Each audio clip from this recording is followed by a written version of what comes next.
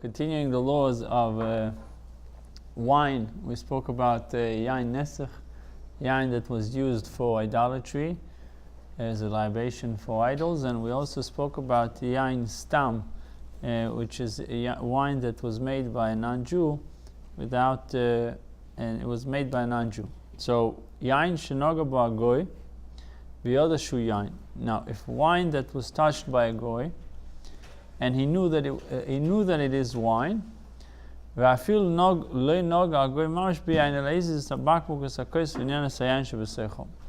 even if the goy didn't literally touch the wine, rather he moved the bottle or the cup, or he shook the wine that is inside, it is prohibited, this wine is prohibited, we're not allowed to drink it or to derive any benefit from that wine. The bottle was closed. It says that he shook the wine. If he shook the wine or moved the bottle, it becomes prohibited. Aval goy, but if a non-Jew touched just the cup or the bottle, but he didn't move it from its place, he just touched it, or he touched literally the wine, but he didn't know that it was wine. He touched the wine, just didn't know that it was wine. Mutar lishtas, you're allowed to drink it and to derive benefit from that wine. So we made a distinction between if the goy knows that it's wine or he doesn't know that it's wine. If he knows that it's wine, it's a problem. If he doesn't know that it's wine, we are more lenient about it. Yain achosum v'shnei chosom is a wine that was sealed with 2 seals, and a goy touched it. Eino bichlal isu stam yenam. It doesn't fall under the category of stam yenam. So when he said stam yenam, means it's wine that was touched, that was made by a goy.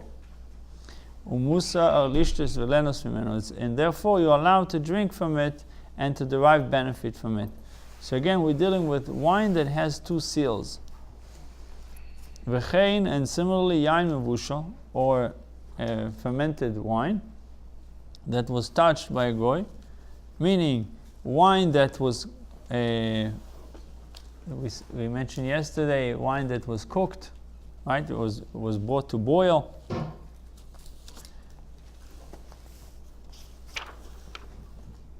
And then obviously they lowered the boiling, they lowered the temperature. You're allowed to drink from it because mevushal wine is not qualified, is not fit to be used for idolatry. Wine that is not mevushal, then it's a fit wine for idolatry. Would be the preferable wine that they would use for idolatry. Why? I don't know if it's still today they would make this distinction, but back in the day they would take the better wine for idolatry. They would use wine that is not mevushal, not fermented. It's better quality wine, no? Mm-hmm. Didn't you say it's a better quality wine? It's just can conserve longer. Uh-huh. So they said that according over here we see the halacha that yain mevushal is not raw, is not fit for idolatry to be used as libation, and non-mevushal is fit. Not wine that went through pasteurization process and the goy touched it. There are some that are lenient to consider it mevushal. So we see there's a mevushal and there's wine that went through pasteurization. I guess 2 different processes.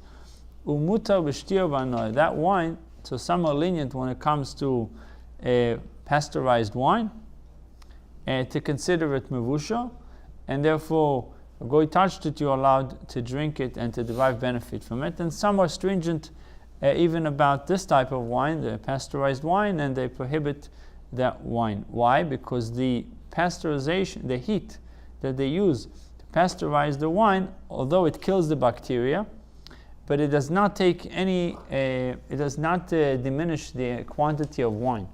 Meaning if you had 2 gallons, you still have 2 gallons of wine, even though the pasteurization took place. And another reason is that the flavor of the wine, the taste of the wine did not change, and also the smell of the wine did not change by the pasteurization process versus the mevushal, the cooking process. So the cooking process would diminish the wine a little bit, would take some of its flavor, would take some of its taste, would take away some of its smell. But when it comes to pasteurized wines, all these things would not take place, and therefore some rabbis were more strict about pasteurized wine.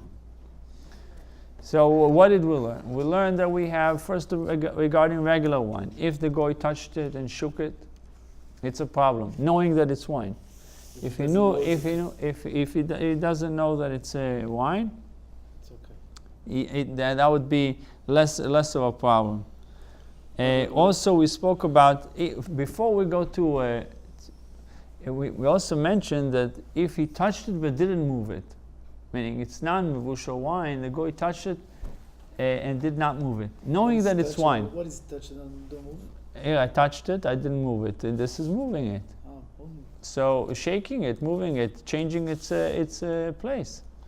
Shinui makom is changing its place, right? So the first one is wine that was touched by a goy, and he knew that it's wine, and he didn't just touch it. He moved the bottle from one place to another, or he shook it. It's a problem. That wine is prohibited, not only to drink it, also to benefit from it. But if he just touched it, or he touched the bottle but didn't move the wine itself, touched it, then even if he touched the actual wine, but didn't know that it's wine, he thought maybe just a beverage or something, Okay. you're allowed to derive benefit from it. Asking whether he knows whether it's wine or not. Right, yes, and what did you do? So now, wine that is sealed with 2 seals, we mentioned, that was touched by a goy, it's not considered stam yenam, and you're allowed to drink from it. Since it's sealed with 2 seals, it's okay to drink from it, even though it was touched by a goy. And the same applies to mevushal wine. Mevushal wine, it was touched by a goy, and he says, what is mevushal? You have to know what is mevushal and what is pasteurized. 2 different things. Mevushal is that it was boiled until some of it was diminished. Some of the wine was taken by the cooking process. You had two gallons, and now there is a little bit less than 2 gallons because of the. I guess it evaporated. Some of it was evaporated. That's mevushal. Why they do this? So we spoke yesterday. They want to kill the bacteria. They want to kill the bacteria of the wine and also take away some of its strength and make it a less powerful. Yes. They don't take much of this, right? Not much, right? They don't take practically anything from this. So what would you say the main From the reason? finger. The main reason is for To kill the ferment. So the and wine- also the wine is preserve it, considered dead. and also to is a Right, better preserve it. preserve Because better, longer, yeah. Mevushal? Yeah, it will preserve longer. and It's a dead wine. and pasteurized wine, pasteurized wine, it's a different process, but it's not as powerful as mevushal, and therefore it doesn't take away from the wine. It does not diminish its quantity, but some even are strict with pasteurized wine. Mevushal is a form of pasteurization. I know, but over here makes a Why distinction was it- between the two. I guess if It's you, a if it's the same, I never seen a bottle that says pasteurized. Never, Only mevushal or non-mevushal. exactly. But I guess there is also it's a lighter process. It seems like from this explanation, it's some kind of. When it reaches 86 degrees, which is boiling point, it's pasteurization. Bacteria are killed already. Pasteurized to kill bacteria. Yeah. Is that a standard for all wines No, in the United States or anywhere? Or no. Only if you. He writes the heat of Only if the pasteurization. winemaker decide to do it. You write that the heat of pasteurization, although it kills the bacteria, but it does not diminishes the quantity. When it comes to bishul, The quantity or quality? the quantity, meaning it does not take away from the amount. If you had 2 gallons, you still have 2 gallons with pasteurization. But with cooking, mevushal, it takes away some of it. I guess some of it evaporates. That's the difference. But then he said doesn't change its smell, doesn't change it changes taste and flavor and so on. There's no really cooking. There's no cooking. They bring the temperature and they bring it down right away. Right. They just want to kill the ferment. That's all they do. So it's like letting, why I asked the statement is because I did kosher supervision on milk. Okay, and then they had to go through the pasteurization process, but we raised the temperature for Chalav Israel, besides me being there. Raised it. Beyond Why the they raise for beyond the cholesterol? boiling point, you go beyond the What boiling does that have point. to do with that? No, they were doing lower than boiling point when they did I their. know. Chalav Yisrael, you just It's have almost to, like they have literally, like going we to your learned- car radiator. Yeah, I see what you it- we learned that for just for it to be considered Chalav Yisrael, you just need to be there and to make sure that the container that the milk goes into needs to be cleaned from previous milking. Meaning it was milked before, you got to make sure that container is clean thoroughly. That's why on Wednesday But just you it's- being there, it makes it Chalav Yisrael. You watching the milking process, you don't have to. but the To temperature pasteurize it was is a different process. Pasteurizing is different. But yeah, so because you might argue that if the wine is cooked, if the milk is cooked, you want it to be bishul yisrael, but no, it's not really cooking. It's not. That's the thing. You see, we're going with same idea. The pasteurization is not cooking. Why don't we require a Jew to do the pasteurization process? Because it's not really cooking. Okay. Right, it's still Yeah. raw, it's still- So I guess it exists also with wine, which is surprising because we don't really see it on bottles. It doesn't say, but maybe it's a process they do to all wines. That's what I was Yeah, wondering. because if it doesn't diminish it's only pasteurization, meaning that it's preserving it. So they would do, and if it doesn't take anything from the wine, they probably do it to all the wines.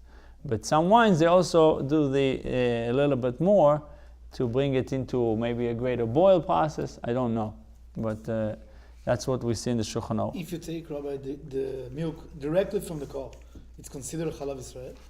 You, of course, a Jew. A Jew. Well, yeah, even if the goy does it and you're just standing there watching. It's It Chalav depends on Israel. what Yeah. milk you start. What milk you start. Did you milk the cow? Two Or thoughts. did you buy the milk outside? What if the If boy I knows take the that it's directly wine, from the Oh, cow, you- but he doesn't know Yeah. whether or not it's mavushal I wine? don't say.